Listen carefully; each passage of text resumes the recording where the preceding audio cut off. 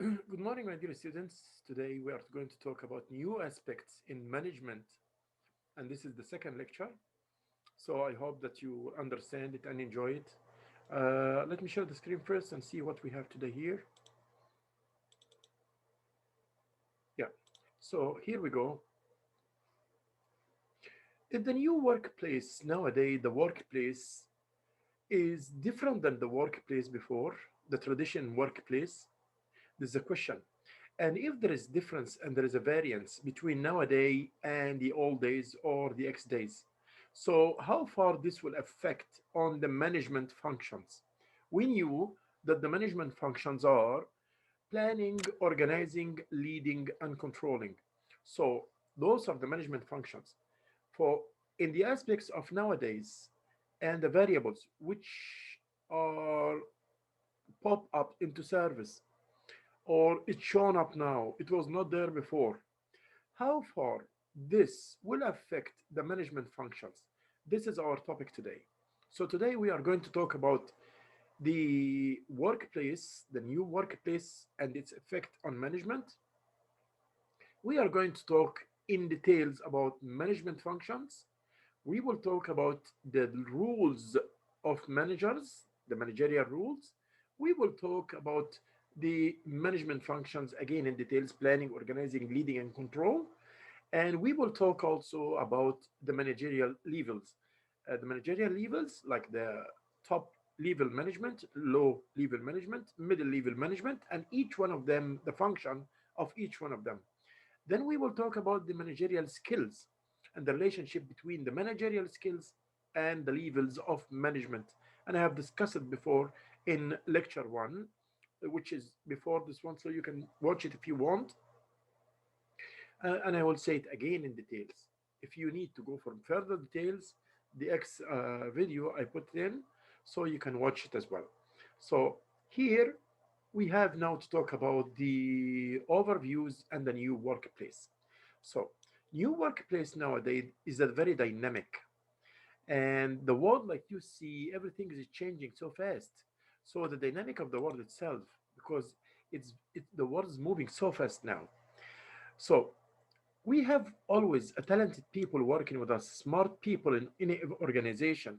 There are very smart people who are working. They have their energies and they have their intellectuals. So they continue adding and developing to our own management as long as they are there. Um, Companies with the futures are committed to people. This is very important sentence. There are two kinds of companies, two kinds of organizations. Organizations that focus on work and organizations that focus on workers. And the best of them is the one who focus on both of them, on the work and the workers. They care about the employees as they care about the work. And those are the one who achieve the success, achieve successness. This is the kind of organizations, the one I'm saying again, the company which focus on both humans and machines, who focus on the work or the outputs and the workers or the employees. This kind of companies is the one who survive and who compete well and whose efficiency and effectiveness in the highest levels. So this is another point I want to add to you. High performing companies gain extraordinary results from people that show you the importance of the people for any organization. Without the people, no work, nothing to be achieved.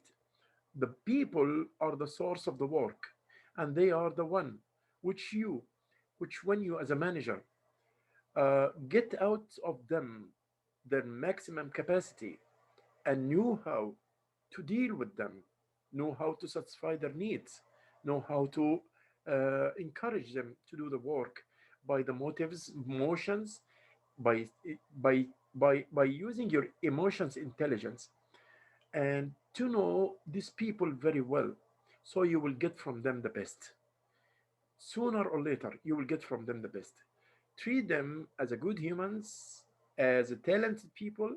So it's nowadays the problem is increasing nowadays, and should focus upon these points more and more than we used to do before. So working today, let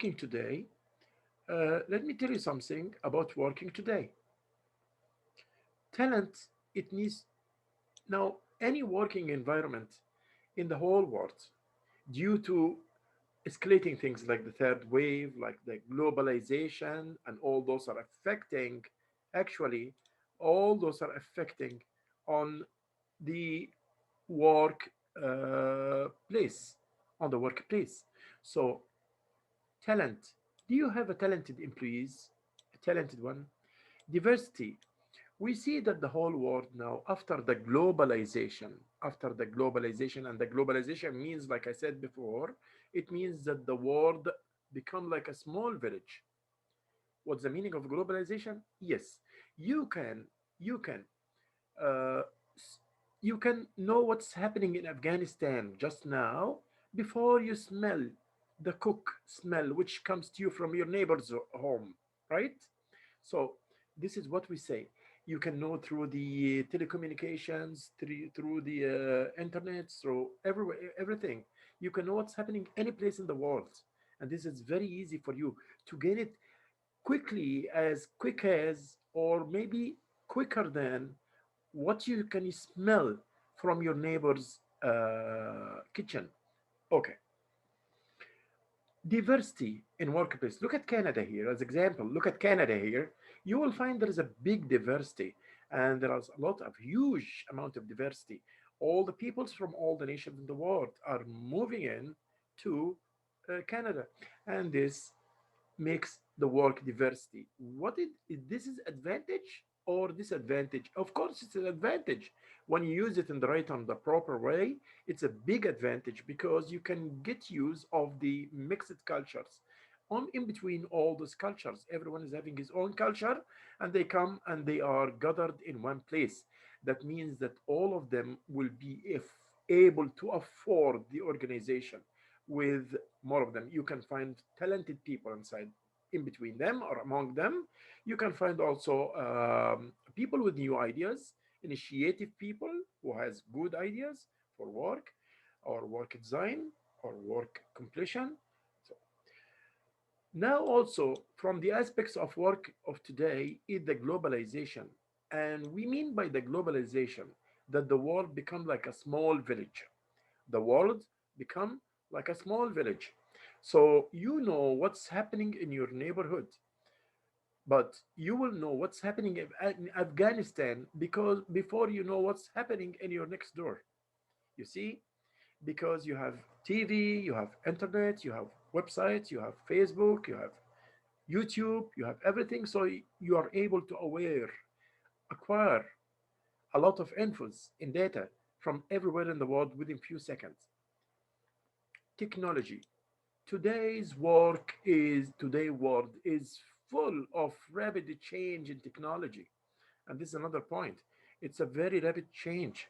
And this technology and the technology levels which we are now living in is moving so fast. And this move of the technology require from the management to be aware of this. What's today is a new, tomorrow will be old. And what's a new fashion and a new style today will be old fashion and old style tomorrow. So the management must be aware of these points as well.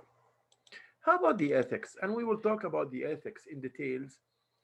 Ethics is what let you know what's supposed to do and what you're supposed not to do.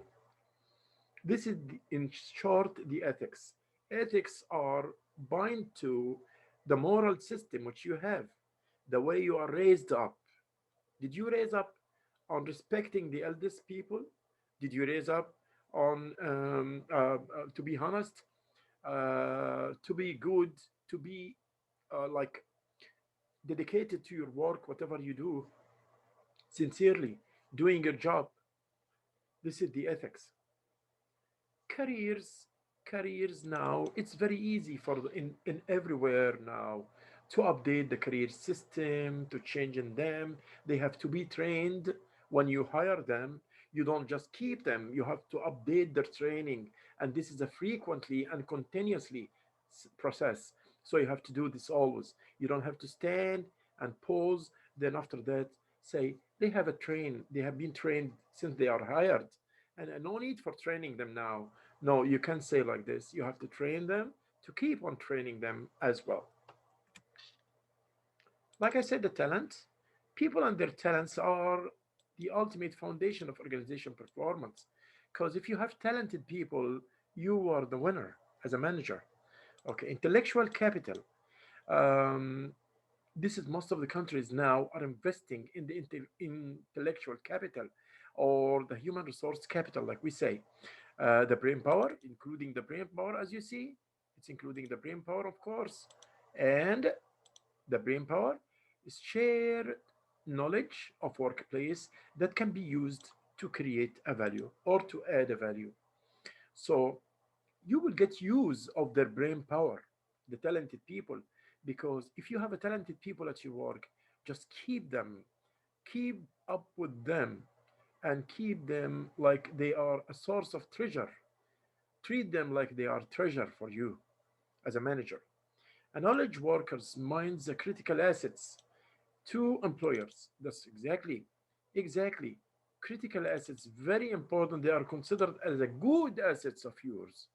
Okay, and add to their intellectual capitals to organization. As long as they are talented, then expect from them that they will have initiative ideas. They will invent something newly. They will show you a new way of doing the product, which will help you more than the old way you used to do this product, right? Okay, diversity. And that's what I was talking about just now. Diversity can create a talented place, and you can find within the diversity a lot of genius people who can help you to update your systems and to invent new goods or services, or to update and improve the service or the goods qualities which you produce. So all this will help as well. Diversity reflects differences with respect to gender, again, okay, gender, age, race, ethnicity, religion, sexual orientation. A diverse and multicultural workplace both challenges and offers opportunities to employers. That's right. They are a treasure for you. You look to them as they are a big treasure for you. Many call diversity a business imperatives and view it as an asset. So of course, when I have people, as example in Canada here, and we can make a research on this, guys.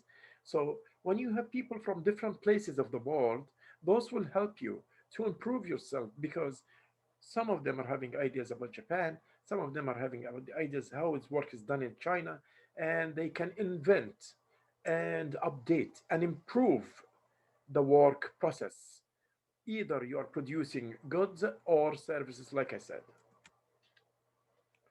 Diversity. Diversity also, how diversity bias can occur in workplace. The bias.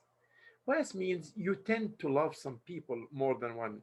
You tend to favor some people's ideas more than you tend to favor people's ideas from other place or whatever. The prejudice, the display of negative irrational attitudes towards members of a diverse population. So before he do the something, before he acts, you just say he will do like this or he will do like this. You have already had an impression in your head or your brain that this is what we call the prejudice. Okay. Discrimination. Discrimination is very well known that there is you make something like we find it in Hofstede model in the culture, the Hofstede model. The discrimination is very clear. Like when you talk about the men vs woman. So you some societies they prefer men to work rather than women, and some societies they consider both of them are having the same equality.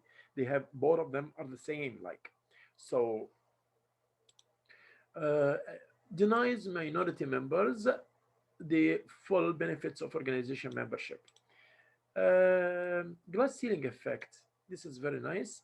An invisible barrier limiting career advancement of women and minorities. So glass ceiling effect, and this is very also very important point. It's an invisible barrier. You cannot see it. It's hidden policy. It's a hidden policy limiting career advancement of women and minorities. So I would say, oh, she's a woman, she does not know anything, as example. And this is a very big, very awful mistake, because the brain is the brain, either for men or for women, and no differences between them. So as a manager, you shouldn't do this. You shouldn't have glass ceiling effect. Glass ceiling effect.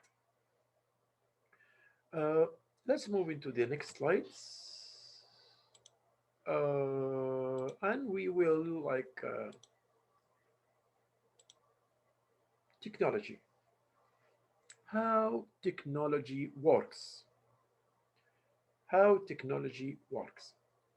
Technology or continuing transformation of the modern workplace through the internet. I can get the technology from the internet. I can get it from the world websites. I can get it from the computer networking. I can get it from the information technology. I can get it from the office mobile, my cell phone, my telecommuting system, my virtual, like what we are doing just now. Okay, okay. Increasing demand for knowledge workers with the skill to fully use of technology. So you here, you try to just to increase the demand for knowledge workers with the skills to fully use of the technology. Nowadays, if you are an employer and you have an interview and came to you two guys, one guy is very skillful in the computer work or in programming or whatever, and the other one very poor performance in computer. Though you will take or you will recruit the higher or the rich info with the computer sciences, and you will say this one I prefer because the world of today is based on the technology. Okay, so that's another point. Let's talk about the ethics, and we're still talking about modern organizations are facing these issues nowadays. I'm just reminding you back, guys. We are talking about the modern organizations nowadays are having new issues that came pop up into the surface of the water or surface of the notes, our attentions. It came to our attention nowadays, and it's very important, like we said, with technology, the talents, diversity, and now we are talking about diversity, and now we're talking about the ethics as well.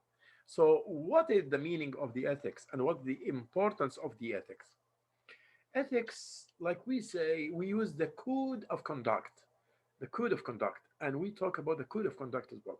So ethics is a code of moral principle that sets standards to conduct of what's good and what's right. And also the ethical expectation of modern business. Uh, I'm expecting that I will be rewarded if I work for you. I'm expected that you will not bias as an employer, as my boss. You will not bias. You will not like discriminate me, or as example, you won't favor another person. I expect that you will pay me the same wage as any other employer. You will pay me the same wage. You won't give me less than the other one. I expect fair treatment, not because I'm a woman that you treat me bad than you treat a man. No, I'm expecting all this. So your expectations, you have to be as a manager full of or aware of these expectations, and you have to deal with them professionally. So, ethical expectations for modern business, integrity and ethical leadership at all levels. The integrity, you have to be 100% right. Do not go over these things like discrimination, bias, ceiling and glass. This all no. Sustainable development, sustainable development. So that's another point. Natural environment protection.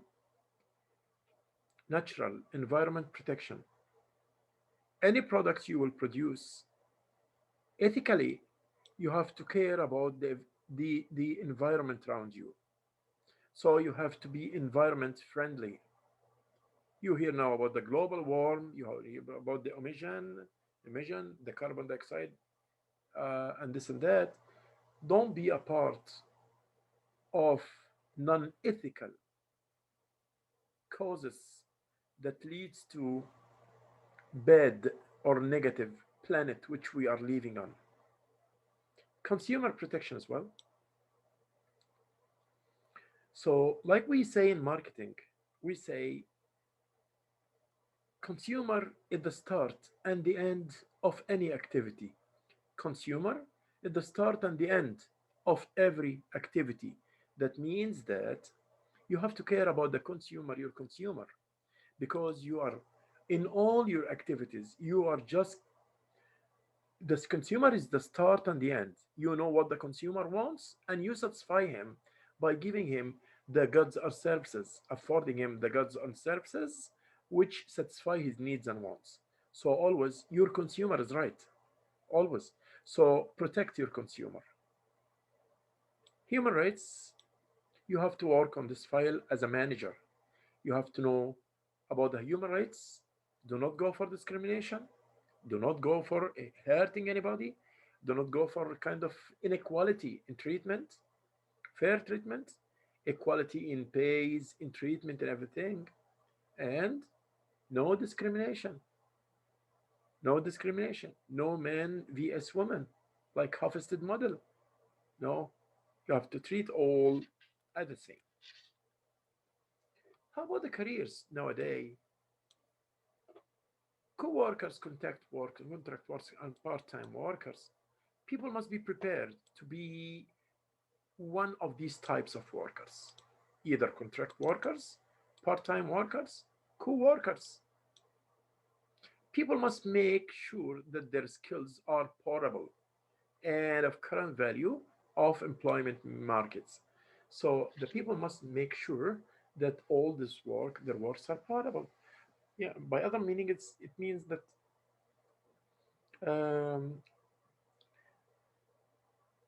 the peoples have a value in the marketplace. So you consider this as a manager when you are working with them.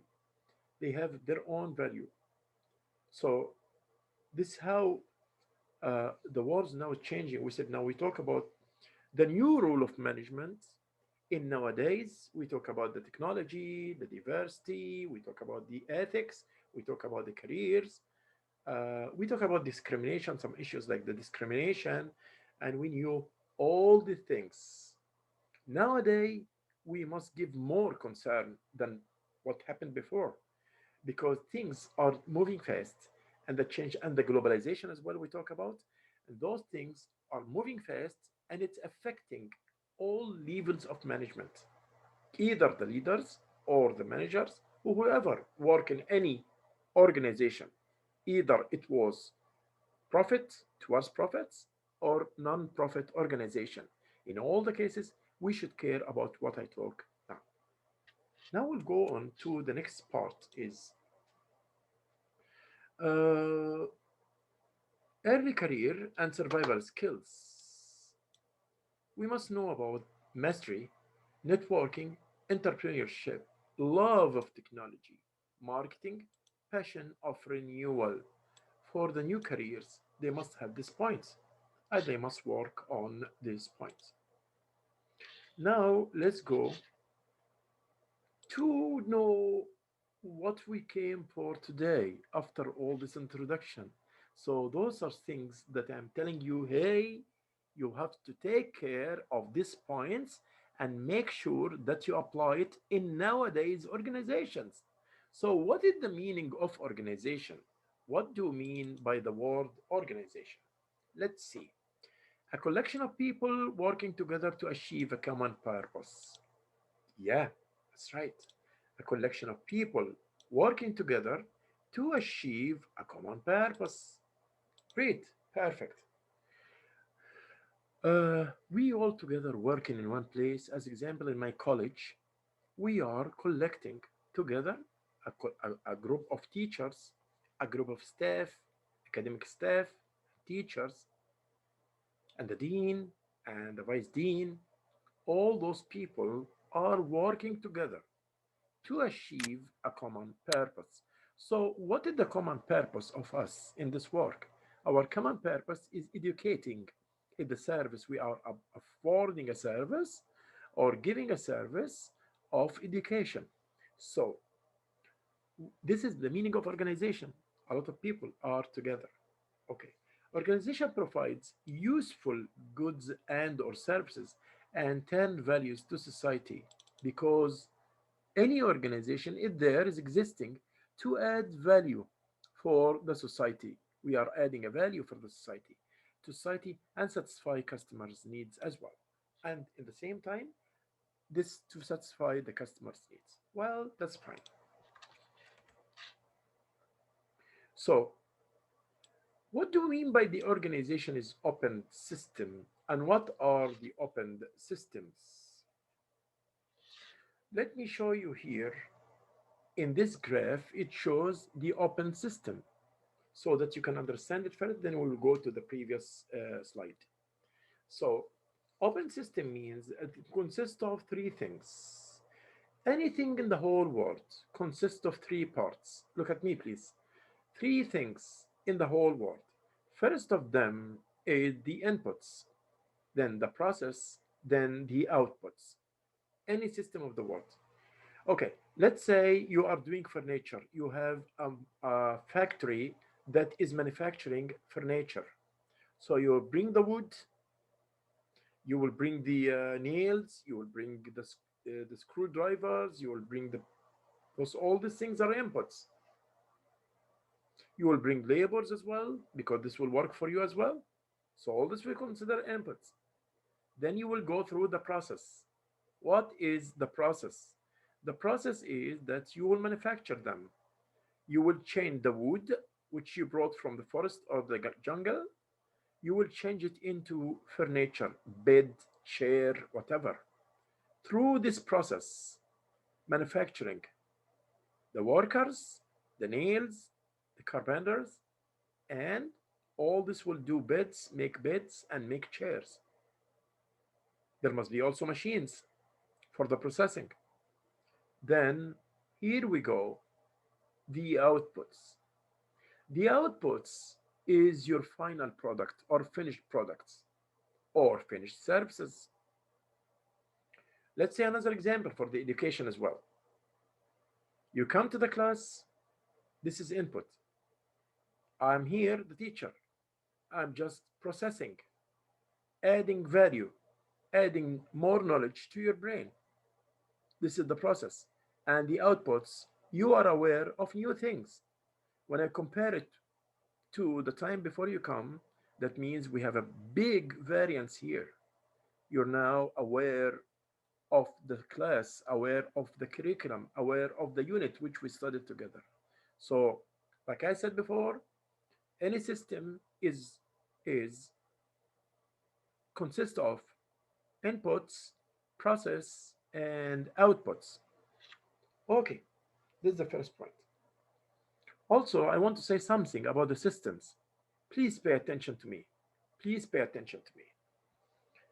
The point which I want to say about the system is that we have two kinds of systems.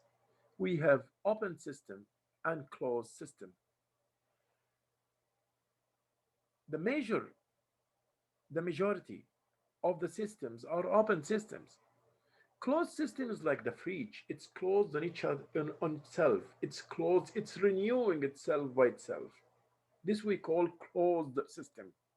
It is isolated. It's isolated. The out of the environment. It's totally isolated. Totally. Uh, its closed system means it's closed in itself. This is the meaning of the closed system.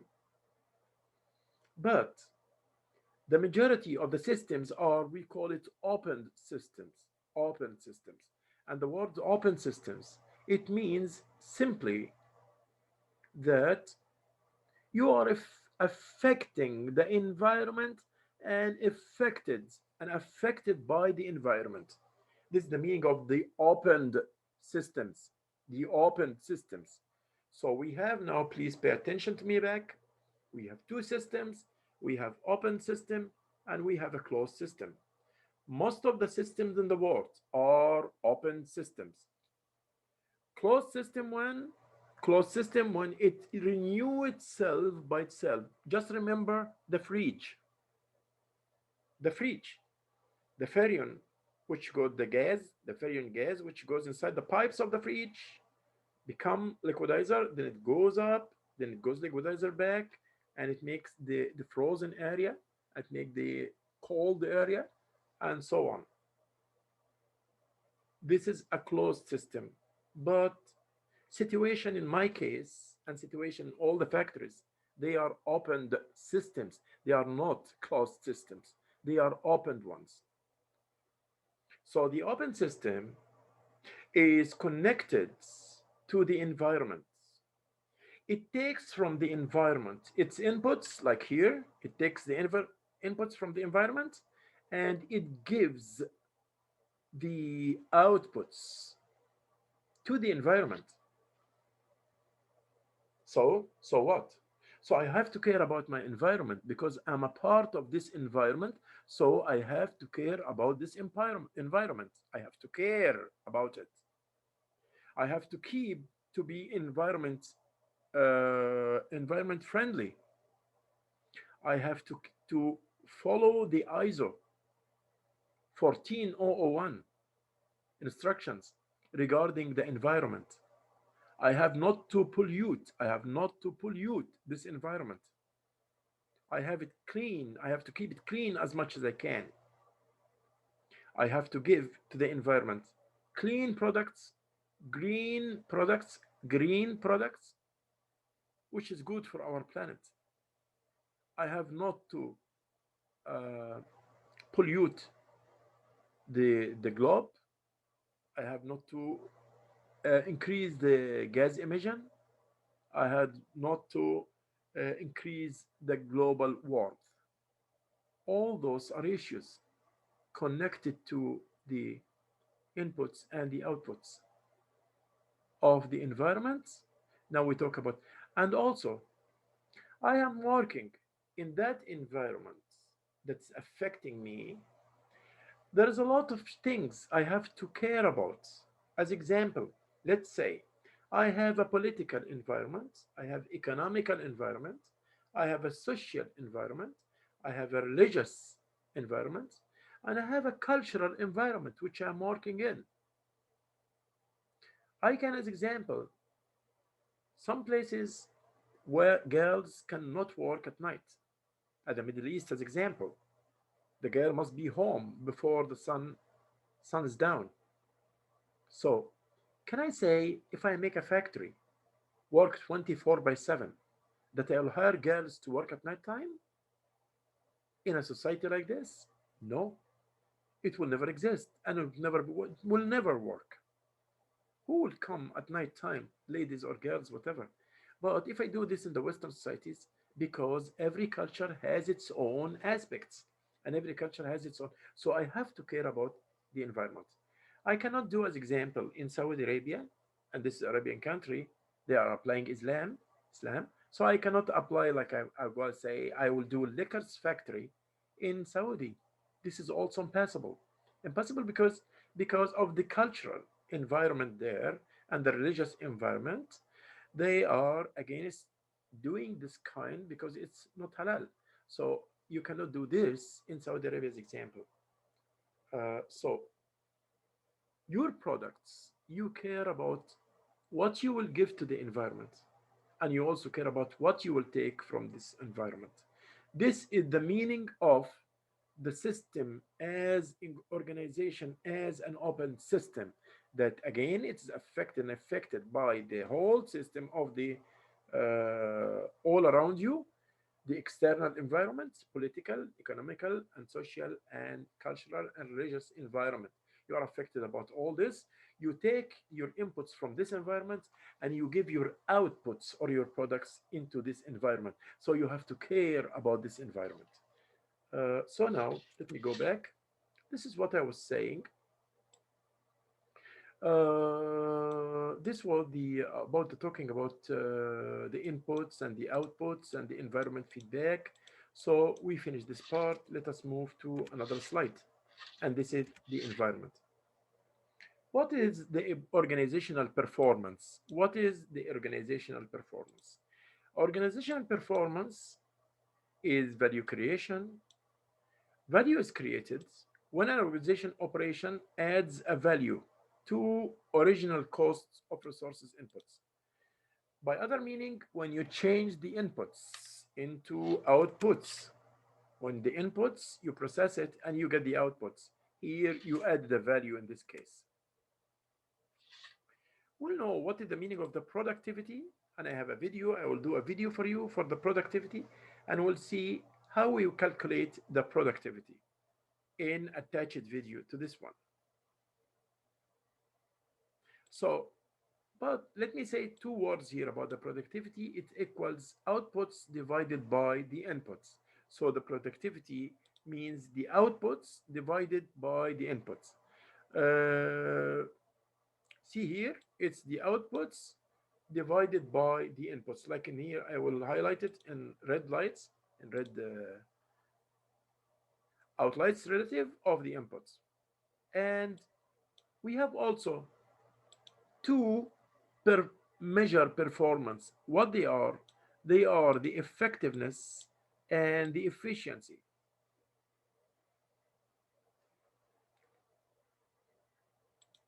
So the effectiveness is an output measure to ask to task to goal or goal accomplishment. How did I do my goals? How did I produce my products? How did I finish my products for the performance efficiency? And the outputs, the inputs measure the resource costs associated with the goal accomplishment.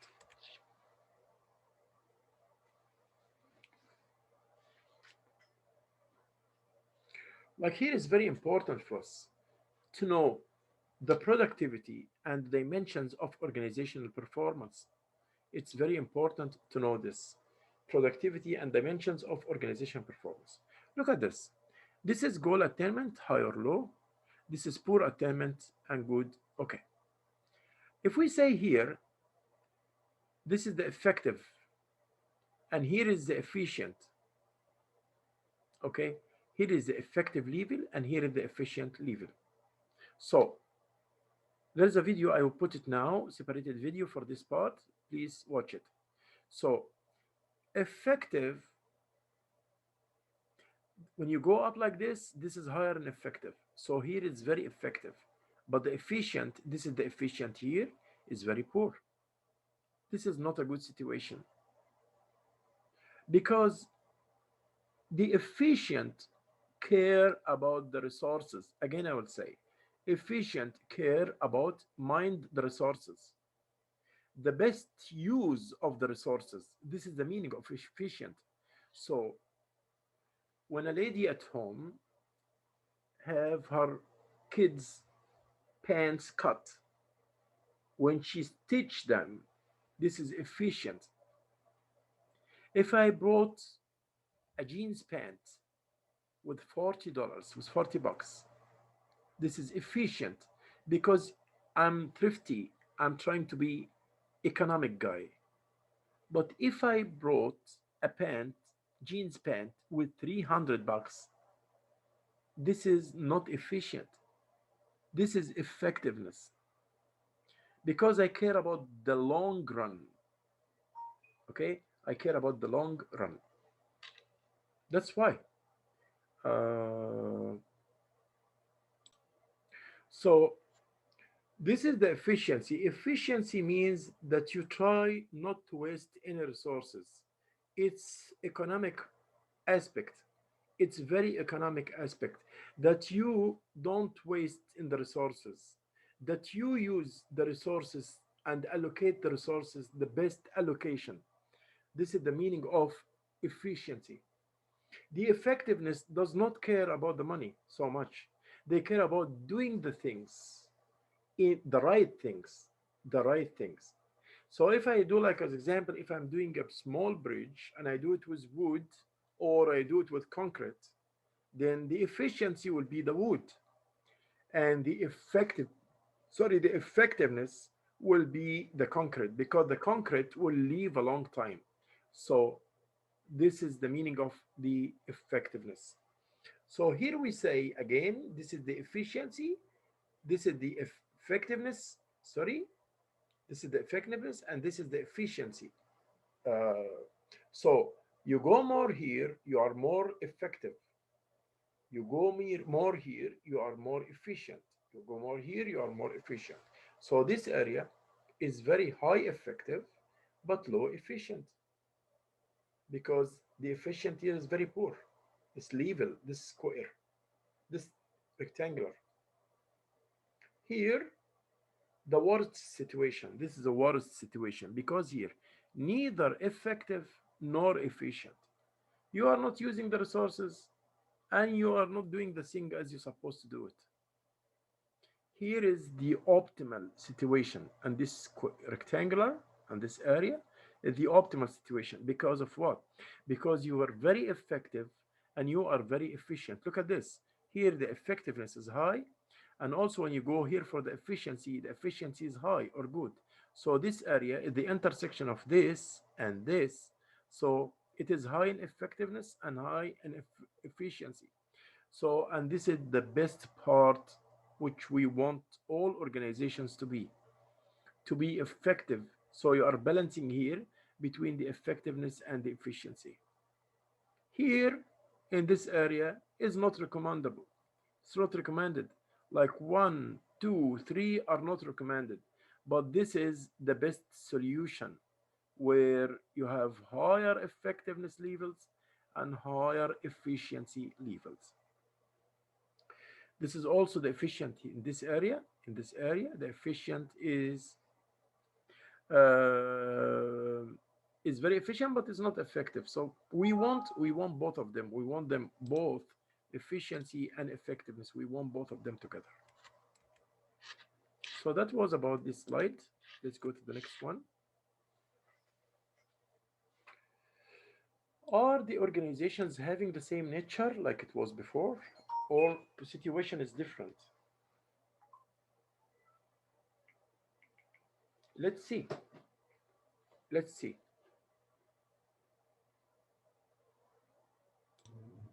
Yes, uh, there is a change in the organizations today. We have a new beliefs in employees. Disappearance of command and control. There's no the word command and the word control is not there nowadays. Emphasis on teamwork.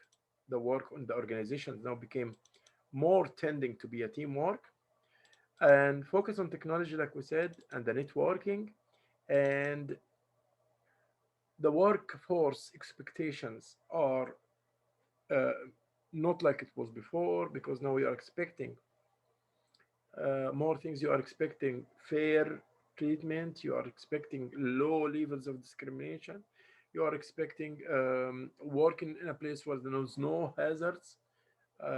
Okay. A work-life balance. Nowadays there is more tendency to balance between the work, your work and your life. Okay, and focus on the speed. Nowadays, everything is speedy. The speed motion now. How about the managers in the workplace? If there is any specific characters that should be in the managers in the workplace, uh, they must have these ideas. First idea, any manager of nowadays, he must think about these points. People are not caused to be controlled. So, people are not machines. You have to treat the people in a good way. High performing organization treat people as valuable strategic assets. So the only thing I will say here, just highlight the word asset. Strategic also, I will highlight people. are the most important resources. If we say the factors of production are natural resources like the land, human resources, capital, which means money, and the management. This is the fourth one. The most important of them are the human resources, because without human, you are not going to do your goods or services. You are not going to add value in in the society which you are working in. You will not be able to do this. People are the most important factor of production. Again, people are the most important factor of production. More important than the capital, more important than the materials, more important than uh, the the the the natural sources, is more important than all of this, the people, because without the people you will not able to change the inputs into outputs. uh, okay, managers, they should support and help workers. They should be help ones who represent the real work of the organization. They should help whatever they can the workers. They should follow the open door system. They shouldn't isolate themselves and say we are the top managers. We should only plan and no workers, no blue collars to come here. No, they should be very cooperative. They should be working within and with the workers. This is very important part which shows the levels of the management, and we talked about them before. So we have top managers, we have middle managers, we have team leaders or supervisors, and we have low level of management. Like here on this graph, it shows you the levels of the management. Management levels are the top managers, which is like the board of directors here, then executive, president, vice presidents, those are in the top management level here. You can see the top management level in this area. Then we have the middle management, which is a bridge. It's considered as a bridge between the top managers and the first line managers. They take the decisions from the top managers and they downward it into the first line managers. Top managers, chief executives, presidents, all those are top managers. Then the middle managers are the department heads, as example, division managers like production manager, marketing manager, supply chain manager. So those we call them division managers. Regional managers, as example, regional by the place, as example, manager of the branch in Ottawa, manager of the branch in Oshawa, manager of the branch in Brampton. So those we call division managers or regional managers. And plant managers, if we have factories, he's a manager of this branch factory in, as example, Saga or Mississauga. He the branch manager or the manager of this factory or this plant in Ajax or whatever. First line managers, or we call it sometimes low level management. First line managers or low level management. First line managers or low level managements. Those are the department heads, the supervisors, and team leaders. Then we will have the non-managerial workers, and those are another part. They some in some books and some texts they put it as a level, and some books they only satisfied with those three: top, middle, low level management. Okay. What about the team leader? What the team leader is doing? A team leader of nowadays, a team leader is doing what? Team leader say we. He don't say I. Team leader don't say do this. He says, can we do this together? Team leader is participative and he's a very democratic. He's a very democratic. He never made a decision by his own brain only. without going to the workers. No, he has to consult the people, and he take the decision by the majority of the votes. He take the decision by the majority of the votes. He never take the decision alone. Okay. Plan meeting and work schedules, clarify goals and tasks, appraise performance, reward the people who do good performance, record pay raises. He is the one who decide the pay raises, plan meeting and work schedules, clarify goals and tasks, appraise performance, and recruit, train, and develop team members. These are the works of the leader. Well, types of managers. What are the types of managers we have? We have a line manager, we have a staff manager. The line manager is responsible for work activities that directly affected by the organization outputs. We can find the line manager here, first line managers here on this level. Staff manager use technical expertise. He's having experience.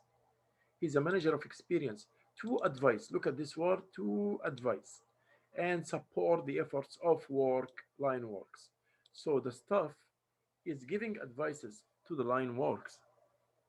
Functional manager are responsible for a single area of activity. As example, inside a plant or inside a factory, the assembling plant or the assembling units means getting the things together. This we call him functional manager. General general manager are responsible for more complex units. So his own duties are increasingly administrator, work in public and non-profit organization, and this is also a kind of manager, but he's working in like you see in public or non-profit organization. The effectiveness and the efficiency, like we talked about it before, we said we have managerial and effectiveness and efficiency, and we said it on the chart. So we talked about it. Now we will go to the managerial performance. What is the managerial performance? QWL is a new aspect. It's actually not very new, but it's known in the whole world, the Q, quality of work life. You are not doing just any work, or you are not living any life. You want the best. You want the best food, you want the best drinks, you want the best leisure time, you want the best in everything. Same thing for the work, quality of work life. The overall quality of human experience in the workplace. So this is including the overall quality of human experience in the workplace, and it includes fair pay, safe working conditions, opportunities to learn and use new skills, grow and progress in career, protection of individual rights, and pride work itself in the organization. I guess we can enlarge this for you guys so you can take a look at it again before I turn the page. So QWL means this: fair pay. I will take a good pay, safe working conditions. I'm not working in hazard areas. Can cause me injury or work injury or opportunities to learn and use new skills. My work is challenging. I'm learning every day new thing. Room to grow and progress as a career. I'm doing a work that I can progress in it every day. Protection of my rights at work, right to pay, right to treat in equal treatment, right not to be biased or discriminated, pride in work itself and in the organization. I'm very proud of the place I'm working in. I'm very proud of this place.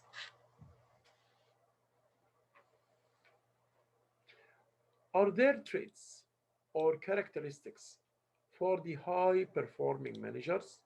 Are there any traits for them? Any specifics?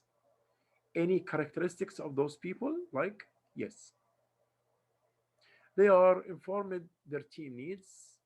They know what their needs, the needs of the people, and they satisfy the people they are working with. Work alongside and they are supervised. They are working with them, like I told you. They don't say, these people are working for me. They say, these people are working with me. Provide advice and develop support for their team. Always there for the help. Anyone needs anything, he will never say, hey, it's Saturday, it's Sunday, I'm not working. No, he is giving hands. In any time, he is giving hand. Help others performs to the best of their abilities. So people are performing the best of their abilities. So he's taking out the energy which is inside you and taking from you the best or the maximum because he encouraged you to work and you are in return trying to show your best. This is the good performing manager. This is the good performing manager.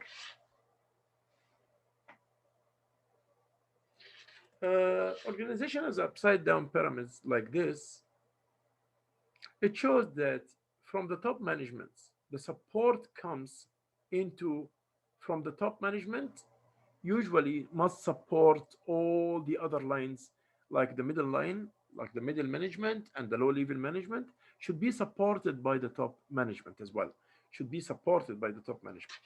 And this is the meaning of upside down pyramid.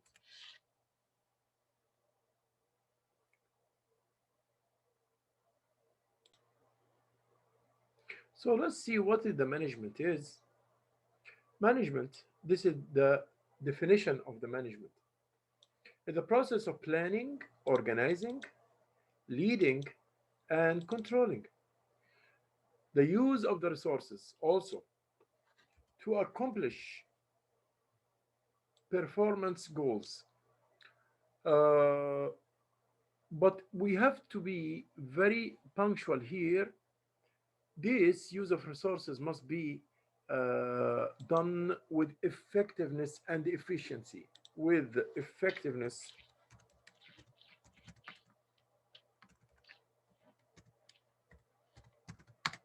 and efficiency.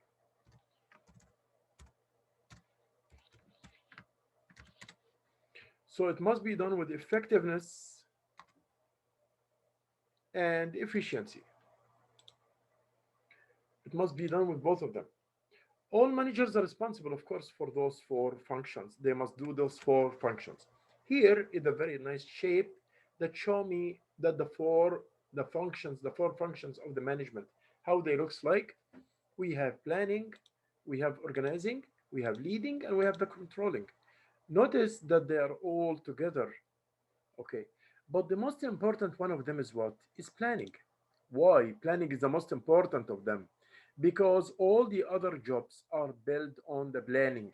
So if you have did good plan, you will organize good what you planned for, then you will control, you will lead very well what you organize and what you plan, and you will control very well what you lead, what you are organized and what you plan. So simply planning is the pillar and the basic, like it's the concrete of the basics of the house, the ground floor structure that will carry the building. It's planning. Because when you plan right, you organize right, you lead right, you control right. This is the meaning of it. What about the planning? What's the meaning of planning? Planning means that set objectives and the ways to achieve these objectives. Setting the objectives and selecting or determining the best ways to achieve these objectives. Organizing like putting the tasks, what are my tasks and what the people, assigning each one with duties or part of the task. Then after you allocate the jobs on the people, you have to show everyone the structure and the structure and the organizational structure. What is his duties? What is his responsibilities? What is his authorities? So this all including this. Leading is the art of motivating people to do the, the object or the task. Inspiring people to work to achieve high performance means doing the task. Controlling means you'll set the standards and measure the performance and correct deviations. This is the meaning of the controlling. You will set the standards, measure the actual performance, then correct any deviation. After you compare the standards with the performance, you will check out if there is any deviation or no. So if there is deviation, you have to correct this deviation.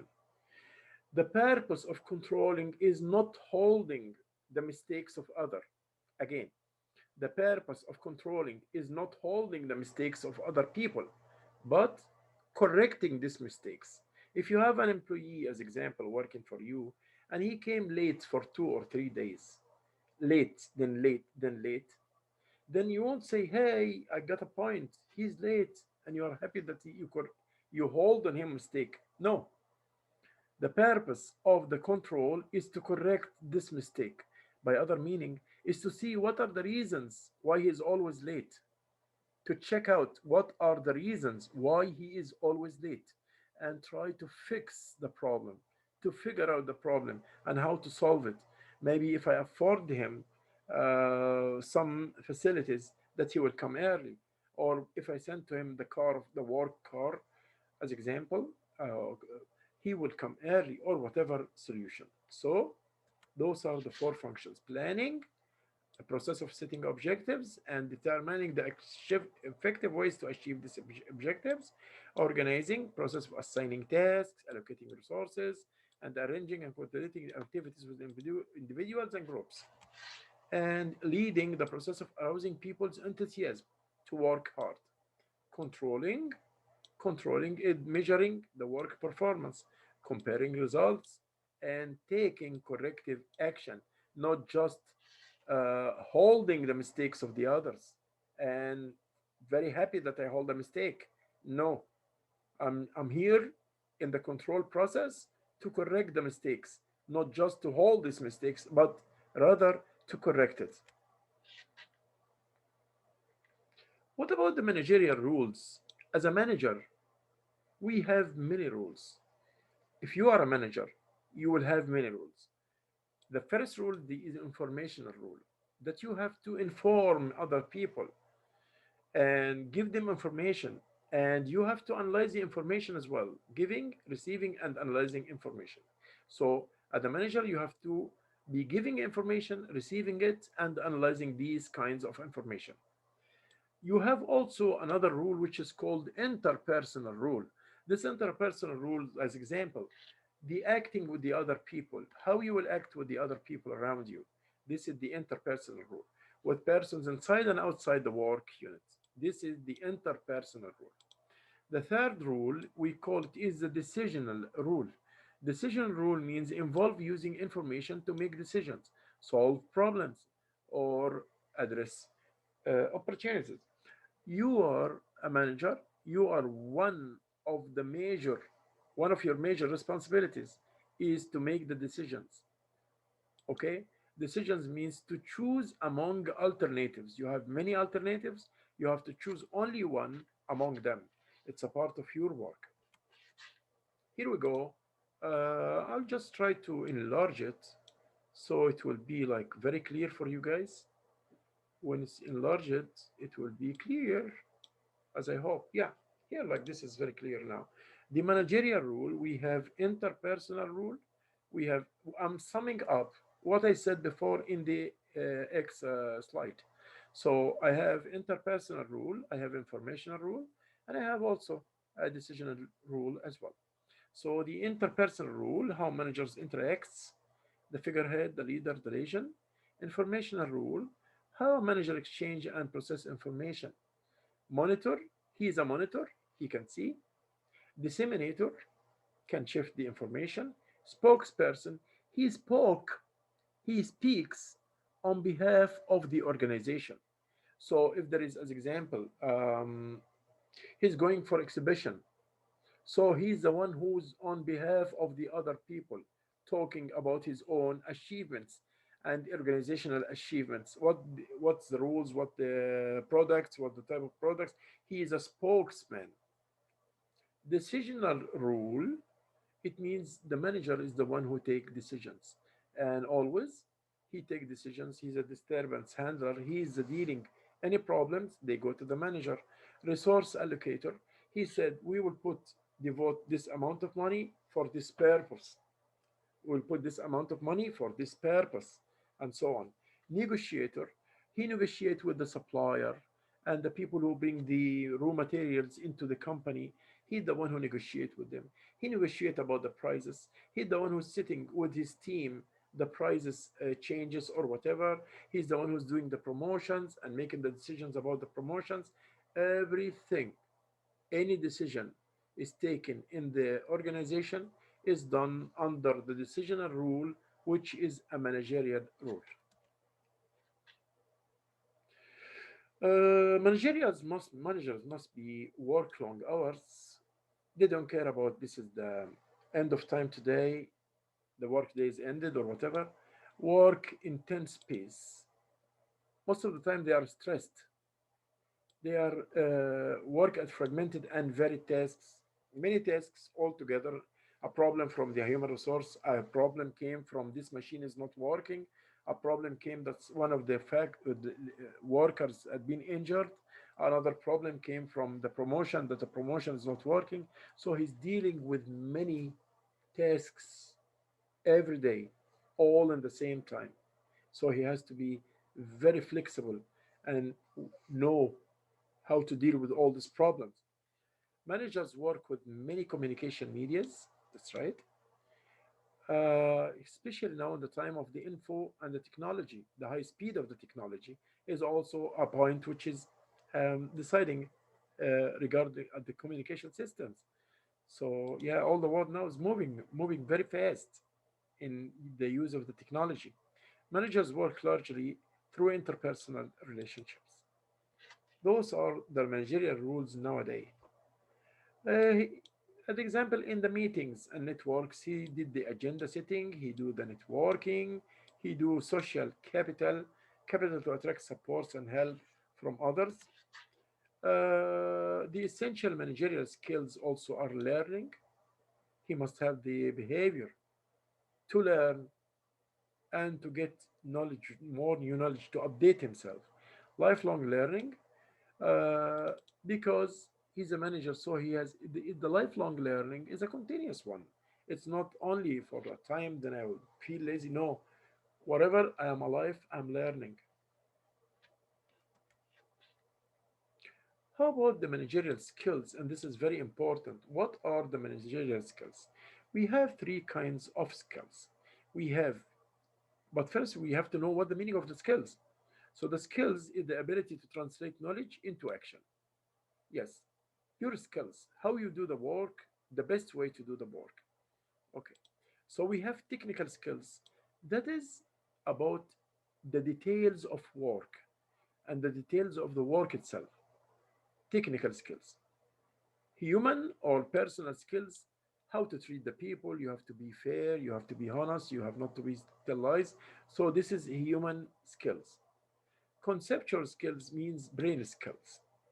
Brain skills. uh, how to solve the problems, this and that. So, what do you think? Now, let's see this figurehead here. What do you think about the managerial levels, the relationship between the managerial levels and the skills needed? It's very, very, very important to know the relationship between the managerial skills and the managerial levels. Anyhow,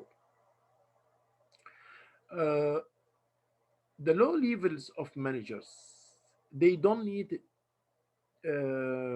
conceptual skills too much. For that reason, you see the low levels here, little bit of conceptual skills. Let me give you an example. As example, the one who designed a big, a high-rise building, he's an engineer. So he must has a very high level of conceptual skills. If you go to his office, you will find rulers, you will find calculators, you will find computers for the design. His brain is always working. So he needs more conceptual skills. This is the engineer. But how about the labor, the worker? As example, the concrete worker, the people who do the concrete. No, he's executing. He is just this worker. He's just executing a work. He does not need to have conceptual skills too much. So he has to have a very high level of technical skills, details about the work. Meanwhile, in the same time, here, the top level managements, the technical skills are not required to be very high. The details of work. Okay, let's say now if we go to the labor or the worker, we will find in his room on the worker, he will have much more things like, as example, the technical things, as example, the shovel, the things which he used for his work. So, but you won't find computers and calculators there. Very low limited. So, the higher you go on the level of the managerials, the more conceptual skills needed. As you go up, the conceptual skills are needed more. As you go down on the managerial levels, the conceptual skills will be less and the technical skills will be more. But how about the human skills? It's equal for all the levels. You find it same in the lower level management and the middle level management and the top level management.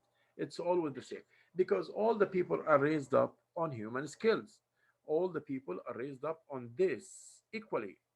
So all the people raised up on treating the good people in a good manner, in not discriminating the people, and to be fair with the people, not to oppress anyone, not to tell lies, not to kill. So we will find the human skills are always the same. Again, the more you go higher in the managerial level, as example, the top management levels, you need more conceptual skills and you need less technical skills.